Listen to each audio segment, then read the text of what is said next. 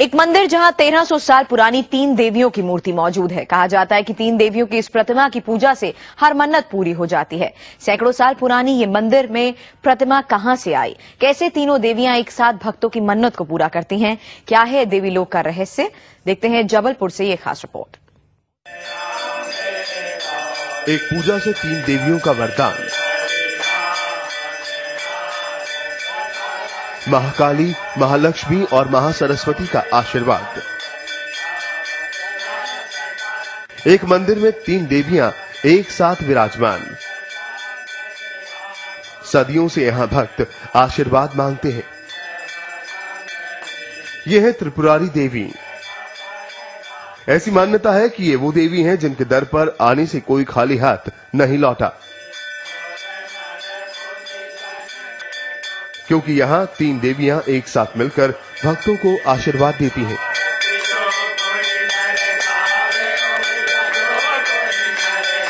हजारों की संख्या में श्रद्धालु यहां रोज जमा होते हैं और तीनों देवियों के सामने अपनी मन्नतें मांगते हैं। जबलपुर से 13 किलोमीटर दूर तेवर गांव में त्रिपुर सुंदरी का मंदिर है। माना जाता है कि यह प्रतिमा 7वीं सदी की है। लगभग 1300 से 1400 साल पुरानी देवी की इस प्रतिमा की मान्यता इतनी ज्यादा है कि भक्त यहां खींचे चले आते हैं। देखिए, यहां एक मूर्ति है, लेकिन उसमें 3 देवियां हैं। यह है महाकाली, यह है महालक्ष्मी और यह है महासरस्वती। कहा जाता है कि जब भक्त इनकी पूजा अर्चना करते हैं तो मां लक्ष्मी पैसे से जुड़ी सभी परेशानियां हल करती हैं। माना जाता है कि मां सरस्वती विद्या से जुड़ी अड़चनें खत्म करती हैं और महाकाली दुश्मन को परास्त करने का हौसला देती हैं। यानी एक ही पूजा में भक्तों की जिंदगी से जुड़े सभी मामले हल हो सकते हैं। और यही वजह है कि बरसों से यहां कभी न खत्म होने वाली भीड़ लगती है और भक्त भी मुरादें पूरी होने का दावा करते हैं। त्रिपुर सुंदरी हम सब लोग आए थे, यहाँ पे मन्नत मांगी थी, हमारी मन्नत पूरी हो गई। यहाँ पे मन्नत पूरी हो गई आज। क्या मन्नत मांगी थी और कब मांगी थी? ये जो हम अपने बच्चे के लिए मन्नत मांगी थी यहाँ पे। भक्तों की माने तो यहाँ आने वाला कभी मायूस नहीं होता, लेकिन इस मंदिर में पूजा की एक खास विधि होती है। अगर विधि सही हुई तो मन्नत जरूर पूरी हो सकती है। वो विधि है नारियल चढ़ाने की। यहां देखिए, सिर्फ नारियल ही नारियल दिखाई दे रहे हैं। इन्हें मन्नत का नारियल कहा जाता है। मंदिर के परिसर में ढेर सारे नारियल लाल कपड़े में बंधे हुए हैं।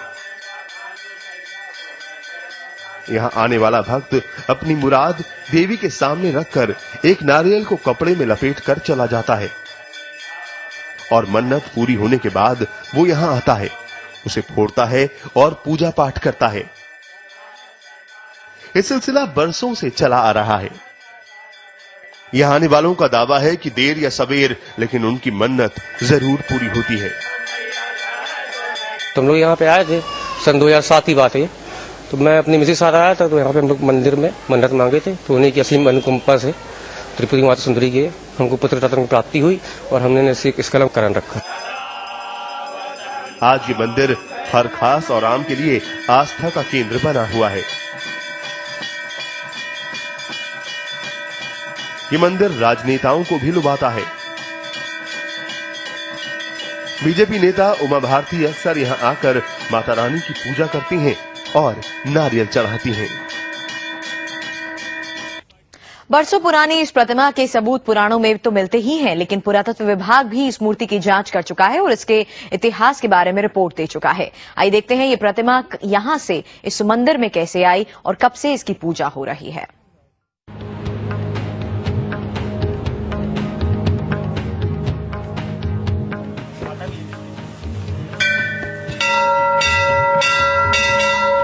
त्रिपुर सुंदरी का यह मंदिर बेहद पुराना है।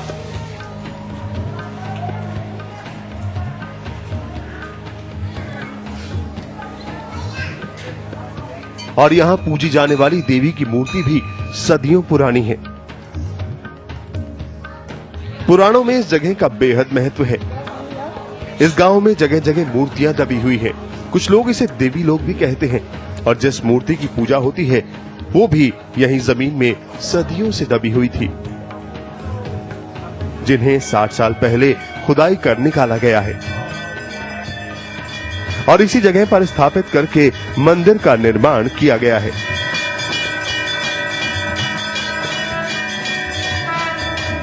कहा जाता है कि इस मूर्ति जैसी कहीं और कोई मूर्ति मौजूद नहीं है। यहाँ करीब करीब 60 साल पहले की बात है। यहाँ पर बियाबान जंगल था, घोर जंगल था और यहाँ पर लाखों बेलों के झाड़ थे। तो मैं जब करीब करीब 10 या 11 साल का था तो मातेश्वरी ने मुझको स्वप्न में बोला कि हम यहाँ पड़े हैं, हमको आकर के हमारी पूजा पाठ करो। इन्होंने 12 बजे रात हमको बुलाया। इस मंदिर में स्थापित देवी के बारे में एक मान्यता है जो दानवीर कर्ण से जुड़ी हुई है।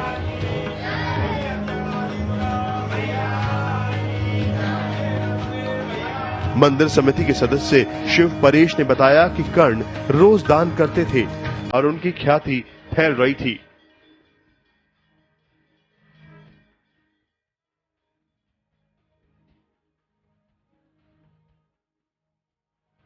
जिससे इंद्र भयभीत हो गए और उन्होंने कर्ण की सारी संपत्ति चुरा ली और अगले दिन भेष बदलकर भिक्षा मांगने पहुंच गए, लेकिन कर्ण के पास दान के लिए कुछ भी नहीं था। दान न दे पाने से दुखी कर्ण ने स्वयं को खौलती कढ़ाई में डालकर समाप्त कर लिया। कर्ण के इस समर्पण से देवी प्रसन्न हुई और उन्हें पुनः जीवित कर वरदान दिया।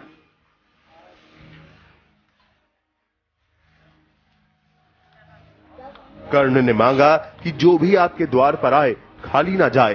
तभी से ऐसा माना जाता है कि यहां से कोई खाली हाथ नहीं लौटता। माँ त्रिपुर सुंदरी देवी की जो मूर्ति आप देख रहे हैं, ये पूरी दुनिया में एकमात्र ऐसी मूर्ति है जो दुनिया में ऐसी और कहीं नहीं है, जिसको कि एक मूर्ति में महालक्ष्मी, महाकाली और महासरस्वती तीनों देवियों का एक मूर्ति में स्वरूप हो, ऐसा दुनिया में कहीं नहीं है। ये तो हम अपने धार्मिक ग्रंथों के आधार पर कह रहे हैं, लेकिन वैज्ञानिक परीक्षण पुरातत्व विभाग के द्वारा भी ये परीक्षण करके पाया गया है कि ये दुनिया में और कहीं नहीं है ऐसी मूर्ति। इसके इतिहास की बात आपने की है और महत्व की, तो ये तो राजा कर्ण की कुल देवी हुआ करती थी। ये आज से 5000 वर्ष पूर्व जो राजा कर्ण हुआ करते थे, ये उनकी कुल देवी हैं। इनकी पूजा राजा कर्ण प्रतिदिन किया करते थे और इनकी कृपा से 1.25 मन सोना प्रतिदिन दान अपनी प्रजा में दिया करते थे।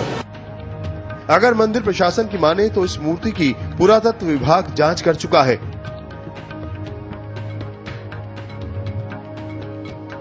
और उनका मानना है कि ऐसी मूर्ति कहीं और नहीं मिली जहां 3 देवियां एक साथ हों।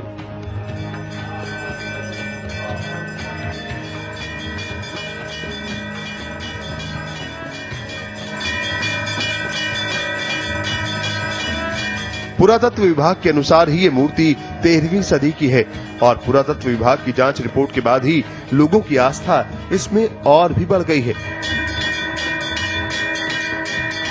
यहाँ पर हर किसी की मनोकामना पूर्ण होती है। ये एक ऐसा मंदिर है जहाँ पाके इतनी शांति प्राप्त होती है कि ऐसा लगता है कि बस यही शांत मन हो जाता है और हर मनोकामना पूर्ण होती है। यहाँ लोग सब मंदिर लगाते हैं जो मान्यता के मंदिर होते हैं। मन्नतों के अलावा बहुत सारे ऐसे लोग होते हैं जो मन की शांति के लिए यहाँ आते हैं और पूजा अर्चना करते हैं और जब यहाँ से लौटकर वापस जाते हैं तो बताते हैं कि उनका मन हल्का हो जाता है। यहाँ पे कई बार मन्नत मांगी है और जो पूरी हुई है। मैंने भी कई बार यहाँ पे कहा जाता है कि नारियल लीजिए और उसे मतलब मन्नत रख के और फिर उसे नारियल को बांधिए तो पूरी हो जाती है। उसके बाद नारियल आके खोलिए, जो आपकी मान्यता है वो पूरी होगी। त्रिपुरारी देवी के मंदिर में मनोकामना के नारियल से मंदिर का दृश्य बड़ा सुंदर लगता है और इसी को देखने के लिए लोग दूर दूर से आते हैं। लाल रंग के कपड़े में सच्चे मन से मनोकामना का नारियल बांधा जाए तो देवी मां मनोरथ जरूर पूरा करती हैं।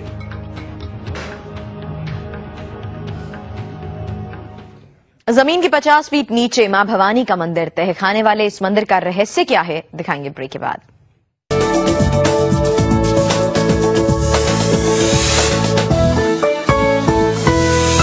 माता सुंदरी के बाद दर्शन कराते हैं आपको एक तहखाने वाले मंदिर के। मां भवानी के इस मंदिर में जाना बेहद खतरनाक है, फिर भी मां के दर्शन के लिए भक्तों की भीड़ लगी रहती है। भक्तों की आस्था उन्हें कैसे खतरनाक रास्ते से मां तक पहुंचाती है, आपको दिखाते हैं। मां भवानी का एक मंदिर जो जमीन में 50 फीट नीचे है।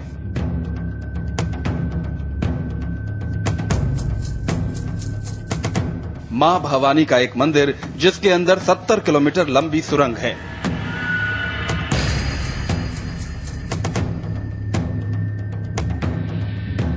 मां भवानी का एक मंदिर जिसकी सुरंग के दो गुप्त दरवाजे हैं।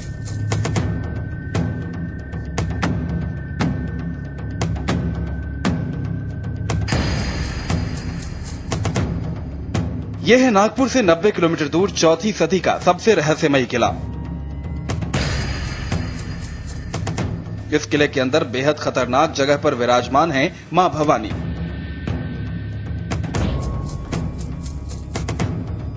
नागपुर से दूर नगर धन का मां भवानी का यह मंदिर जितनी अजीब जगह पर बना है उतना ही जोखिम भरा है। ये यहां तक पहुंचने का रास्ता है। छोटी छोटी सीढ़ियां,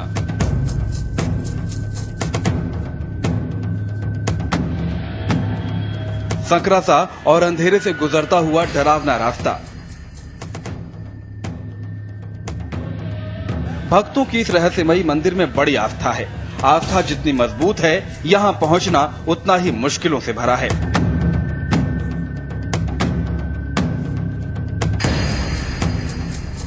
इस रास्ते से एक या दो लोग ही बड़ी मुश्किल से आगे बढ़ पा रहे हैं, लेकिन मां के भक्त बिना कोई परवाह किए यहां उनके दर्शन के लिए आते हैं, फिर मां की पूजा अर्चना करते हैं। भक्तों की आस्था है कि यहां मां भवानी से जो भी मुराद मांगो वो पूरी हो जाती है।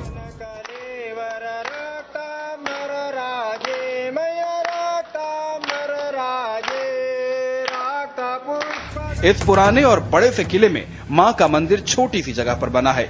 एक पतले से छज्जे पर विराजमान है मां भवानी। भक्तों के लिए मंदिर के पास खड़े होने की जगह भी बहुत कम है।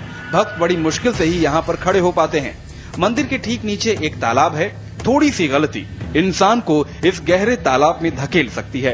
ये मंदिर में जाने का मार्ग है, गुप्त मार्ग है। ये आप देख सकते हैं कि पूरी गुफा की तरह ये पूरा का पूरा मार्ग है। पूरा अंधेरा है। एक आदमी से ज्यादा दूसरा कोई नहीं जा सकता। पूरा का पूरा ये मार्ग अंधेरा है। आप देख सकते हैं यहाँ पे तालाब है।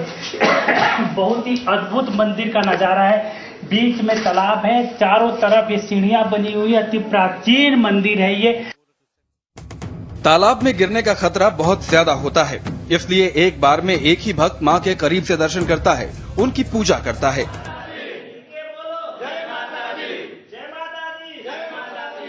बाकी भक्त किले के दूसरे किनारे पर खड़े होकर मां के दर्शन करते हैं।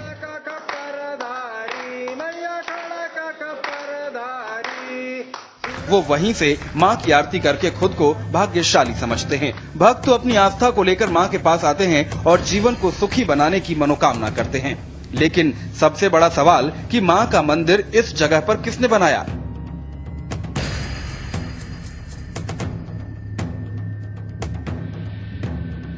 जहां पर एक बार में सिर्फ एक ही इंसान खड़ा हो सकता है। Yogendra Tiwari, India TV, Nagpur. किले में जिस जगह ये मंदिर बना है उसी के पास ही सुरंग भी है। कहा जाता है कि सुरंग की लंबाई लगभग 70 किलोमीटर है। लेकिन सबसे बड़ा सवाल, मंदिर में भला सुरंग का क्या काम? मां भवानी के मंदिर में किसने बनवाई सुरंग? मां भवानी के मंदिर के बेहद पास बनी है ये रहस्यमयी सुरंग।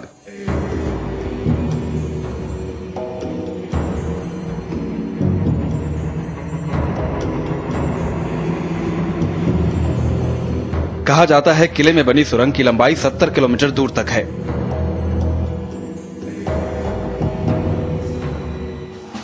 यहां आने वाले भक्तों की माने तो इस मंदिर के पास बनी सुरंग का एक रास्ता भंडारा की तरफ जाता है।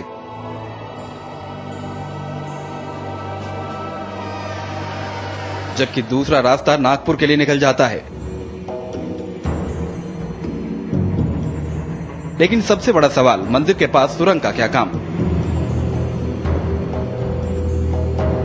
मां भवानी के मंदिर में किसने बनाई 70 किलोमीटर लंबी सुरंग?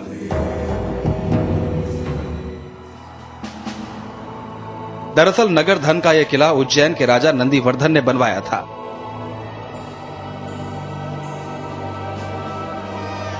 माना जाता है कि यह सुरंग भी उन्हीं के समय में बनवाई गई थी, जबकि इतिहासकार बताते हैं कि इस किले में विराजमान मां भवानी का मंदिर उज्जैन के राजा विक्रमादित्य ने बनवाया था।